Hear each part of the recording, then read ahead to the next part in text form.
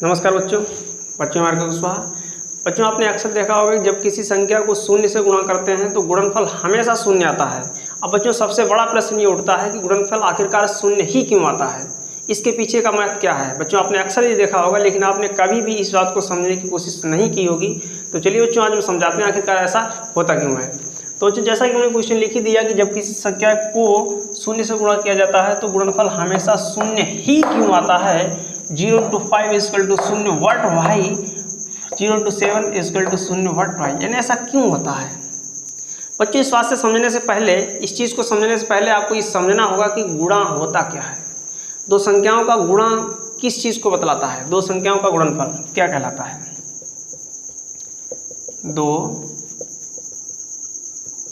संख्याओं का गुणनफल क्या होता है बच्चों। सबसे पहले आपको इस चीज़ को समझना है, ठीक बच्चों। दो संख्याओं का गुणनफल यानी बच्चों जब हम दो संख्याओं की आपस में गुणा करते हैं, इसका मतलब बच्चों ये होता है कि उस संख्या को कितनी बार जोड़ा गया है। जैसे आप समझे नहीं, आप सोचते हैं सर मैं समझा नहीं बच्चों, यहाँ से देखना। जैसे बच्चों अगर मैं कर दूँ 5 into 3, आप कहेंगे सर 15 आया, कैसे आया बच्चों। इसका मतलब ये है बच्चों, इसका मतलब ये है कि या तो 5 को 3 बार जोड़ा गया, या तो 5 को 3 बार जोड़ा गया, या यूँ कह लें बच्चों 3 को 5 बार जोड़ा गया, तभी तो 15 आ रहा है बच्चों। जैसे 5 into 3, इसका मतलब बच्चों 5 + 5 = 15 है। या तो ऐसा है या फिर बच्चों ऐसा है 3 + 3 + 3 + 3 + 3 = 15।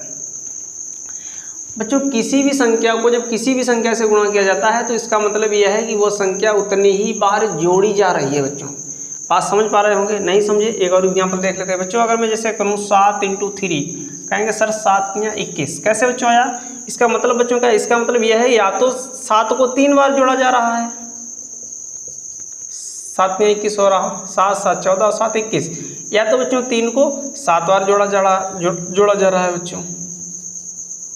3 को 7 बार, 4 बार 5 6 और 7, ठीक बच्चों। 3 4 और 3 7 21 हो गया बच्चों। ये मतलब होता है जिस प्रकार से बच्चों किसी भी संख्या को जब किसी संख्या से गुणा किया जाता है, इसका मतलब यह है कि उस संख्या को उतने ही बार जोड़ा जा रहा है। जस्ट बच्चों बिल्कुल उसी प्रकार शून्य का मतलब होता है। ध्यान से देखेंगे, जैसे बच्चों हमने यहाँ पर लिखा 0 into 5, तो इसका मतलब बच्चों ये है, इसका मतलब ये है कि बच्चों 0 को 5 बार जोड़ा जा रहा है, 0 + 0 + 0 + 0 + 0, ठीक।